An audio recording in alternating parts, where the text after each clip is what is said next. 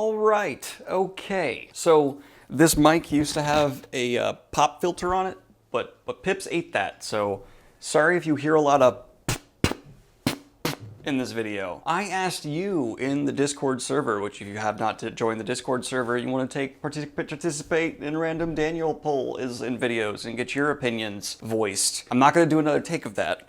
Go ahead and join the Discord server, and whenever I send out notifications, make sure you have the notifications wanted button clicked, and then you can get your opinions in a video. And in this video, I asked you, what is your unpopular fantasy opinion? Do you have a response to a specific opinion I've given? What's your fantasy hot take? So kind of just a general vibe and feel for people to express things they've wanted aired to however many thousand people watch this. Usually between like 3 to 6. That's my average. So that many people will read and respond to what you think. And we had some really good responses. I'm actually recording this only within like 30 minutes of posting it. I'm probably gonna miss some that are posted later on, because I'm probably not gonna post this video until this weekend. So sorry, people who responded later. I'll get to you another time. Or I'll ask the question again and you can just copy and paste your response. But getting straight into it. From Gabrielle Tulska. That's the best I'm gonna do for your name. J.K. Rowling is an amazing world builder, but a very mediocre writer. Only talking about the Harry Potter books, and the movies are better than the books, with the exception of Half-Blood Prince and Order of the Phoenix. So here's the thing. I don't think I've read Harry Potter recently enough to be able to counteract that. But what I can say is what I do remember from the experience of reading the Harry Potter books. I do believe that there's good character development. I do think that the overall plot, while very cliche, is done exceptionally well. I will agree that she's not the most original when it comes to a lot of the things she did put in Harry Potter, but she did put enough of her own personality and did those tropes well enough that it did stand out and caught on for those reasons. And you are absolutely right to commend her world building. She's a great world builder. But do I agree with the fact that she's a mediocre writer? From what I remember, no. I will disagree with that rather strongly. This is from Nolan. I've noticed that since the success of Kingkiller Chronicles, the genre has been moving, much like sci-fi after The Martian, to a first-person narrative, which I don't prefer. What do you think? I largely disagree with this. I have not noticed a notable uptick, but you and I have probably read very different things. I personally have no preference for first person or not, and I think what Patrick Rothfuss there will have influence. Kingkiller Chronicles is well known and loved, so I think you're not wrong in that it'll have influence and probably inspire a few authors to change how they would have written their stories otherwise. But do I think it's this monumental shift? Not even close.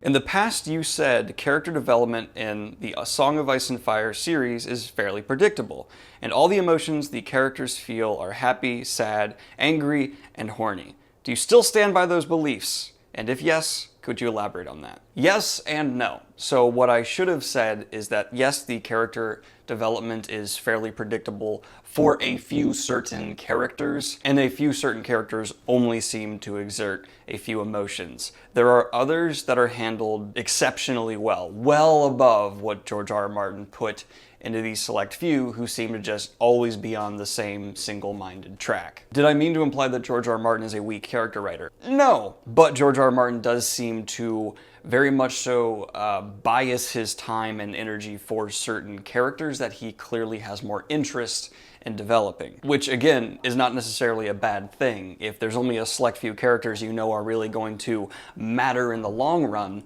then those are the ones you should put your time and energy into. And it's not necessarily even a criticism of those characters as being bad. Like, I think Joffrey only ever had like 3 or 4 emotions and wasn't really believable as a character overall. It was still great for the story and helped invest all these readers because this villain was so bad. So just because he seemed kind of one note doesn't necessarily mean it's a bad thing. George R. R. Martin was just smart enough as an author to realize what a one-note character could do for his story, something that is rare to see done well.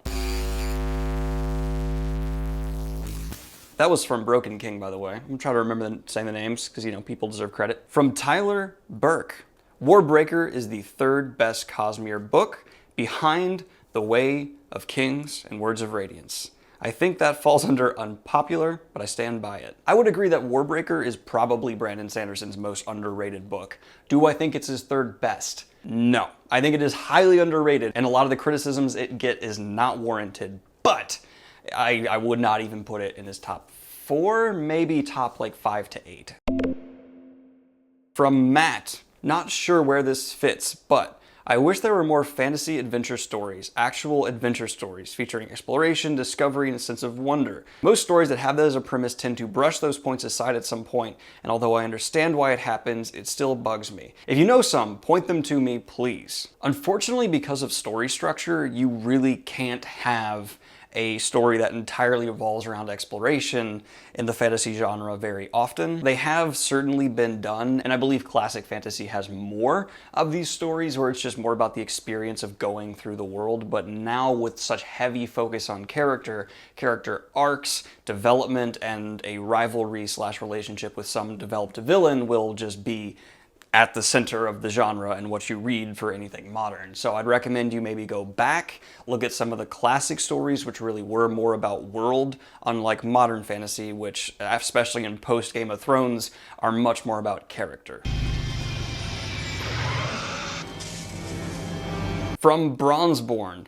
Is it, as they might say in fantasy, the dawn of the Third Age? Tolkien is rightly credited as being the pioneer of modern fantasy. I believe that fantasy is in the process of making a huge shift away from fairy tales, and people acting like characters in a story and more like, okay, magic, but how would people actually respond? I believe decades from now, when the dust settles, Sanderson will be the Tolkien of this change. Yes and no. You actually hit on a great point there, which Tolkien is remembered for being this huge shift, as he rightly should, but his influences are often kind of forgotten. Things like Beowulf, which Tolkien actually did a translation of, were hugely influential in what his worlds became. And so I agree, someone like Brandon or Jordan or heck, maybe even Patrick Rothfuss, it's hard to see now in the context of where we are who will come out as the name to recognize, which usually it will. But do I think this shift is happening now? No. I would say the wave has already happened and is cresting, and we might already be past that. The influence has happened. The stories are already written. If you had said this maybe 20, 30 years ago, I'd say yes. But right now, it's not like it's coming. It's the wheel has turned. We've hit that third age, as in the metaphor you used there. We're not at the dawn. We're at high noon. From Dragon Reborn, this isn't just for fantasy. I think demanding diversity in literature and condemning and accusing authors for lack of theirs is wrong. Absence of something doesn't make the author sexist, racist, etc. This may fall under unpopular opinion. So I don't disagree with this. If an author wants to write a book based in Nordic mythology and they want all white characters, I have no issue with that. If you do not want to put diversity in your book, that's fine. I just have an issue when someone is like, oh, I'm gonna have a black person in this Nordic-based book, and people like revolt, like, oh my god, how could you do that? It's so unbelievable. You can believe in magic and dragons, but not a black person in the North. Why? Someone explain that to me reasonably, please. But what actually does bother me when authors do, and I think Dragon Reborn, you will agree with me on this, is if someone goes and takes a diverse character and just makes them a token, that is the most offensive thing an author can do to me. Having a gay character in whose only characteristic is gay, that I find offensive and wrong. And I think people left and right hate that because the people on the right don't like that this person just feels shoehorned in, and people on the left don't like it because it feels like it's a bad representation. It's not well done. Again, I don't think that's actually an unpopular opinion you're expressing. I think it's one people are afraid to say. Forced diversity is not a good thing, and poorly done diversity helps no one. But people who cry out against having diversity at all, those are the people I'm concerned about.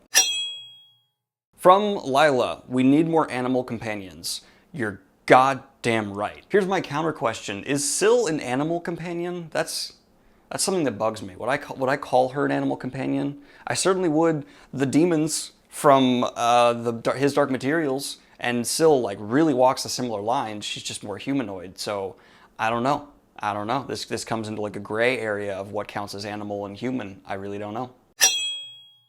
King Editor is putting in another one right now as we speak, and I'm gonna make this the last one as he posts it at about 6:30. So go ahead and finish your comment, my guy, and you'll finish out the video. Oh, he stopped typing. He's typing again. Okay, so King Editor just decided not to post his comment. That's cool. I get it. You know, high pressure. No worries. But Drogon came in for his final, and that's what we're going to finish out on. He says, Grindelwald is a better villain than Voldemort. So you go right ahead and respond in the comments down below, Grindelwald or Voldemort. Oh, damn, it looks like King Editor's typing again. I'm like hyped for your comment now, man. Like, I need to wait for this, and we're going to wait together. You stop typing again. What are you doing, man? Okay, King Editor, stop typing. And I'm gonna go ahead and call it right there. I would have loved to have known what your opinion was. I can't let it go, I need to know. All right, I'm gonna add you, let's do this. I just added you. Finish it off! Okay, now you know the pressure's on. Oh crap, give me a second. You erased everything to tell you, oh man. Oh my God, okay, you're typing again. We're all waiting, everyone. Okay. We got one from King Editor here, and he decided to leave a wall of text. Should have seen that coming, but we're gonna go over this, and this will be the final one. I think this is definitely an unpopular opinion, but I really dislike demi-human races. Elves, dwarves, hobbits, etc. I can accept when Lord of the Rings does it, but I'd rather stop there. The problem with demi-humans is they're basically just a caricature of a particular type of human. Elves are wise, nature-loving humans. Dwarves are greedy, rock-loving humans. Hobbits are fat, Anglophile humans. Actual humans, on the other hand, are infinitely more diverse and interesting. It doesn't matter how unique a concept someone has for a race, so long as that race is defined by set characteristics. Being warlike, being greedy, being wise, being audiotrophs. Then every member of that race is just going to copy the others. I know you like Driss for being a subversion of the stereotype of his kind, who are almost uniformly evil, so I acknowledge there are exceptions, but these exceptions aren't interesting enough to justify the existence of a demi-human race in my opinion. Instead, I would rather fantasy authors just use humans, which is what Jordan Sanderson and more modern authors, as well as the classics like Robert E. Howard and others, have done. That is one hell of a hot take for fantasy. Worth the wait. And I think it largely comes down to being done well versus not. And unfortunately, you are right that demi-humans are often written as caricatures. And if it's not done right, it can kind of drain a story because it's just like, oh, we're going to meet another one. And they're exactly like the rest. Okay, cool. And many authors forget that you need to do race exactly like you do culture. Not to include Wheel of Time in another video. I totally didn't mean to do that. But Robert Jordan to me really nailed this on the head. Multiple people I've talked to say that the Aiel feel like a whole other race because there's such a diversity to who and what they are. And I completely agree. When it comes to culture and race, you need to spend a ton of time developing their culture and making it deep and nuanced and more than just a, oh, look at them. They're so that. And instead just make a culture or race the basis for their personality. And I will push back that making demi-humans in general is bad because I find race and culture in fantasy to pretty much be synonymous when it comes to the end result. They're just slightly different than your standard character. People are going to misunderstand what I'm saying there, but I understand that race and culture are different, but they're used for a similar purpose. Robert Jordan used culture the same way Tolkien used race. And it just comes down to doing it well. What you said in that comment largely echoes what I've said about culture many times. Give it more depth, time, and energy, and don't make it the cornerstone of the character's personality. Use it as a touch point to grow a larger character off of, but also never forget that culture/race is an integral part of them, unless it's an antithetical part of them like Driss. And that's how I'm going to end the video, guys. I hope you enjoyed this one. Like and subscribe if you have not already. Thank you, King Editor, for a wonderful finish of the video. That was a great comment and a great hot take. I hope you guys like this. Like and subscribe if you have not already. Hit the Patreon if you want to support what I do here. Every dollar, I'm not kidding, helps more than you can know. Have a good one. Peace.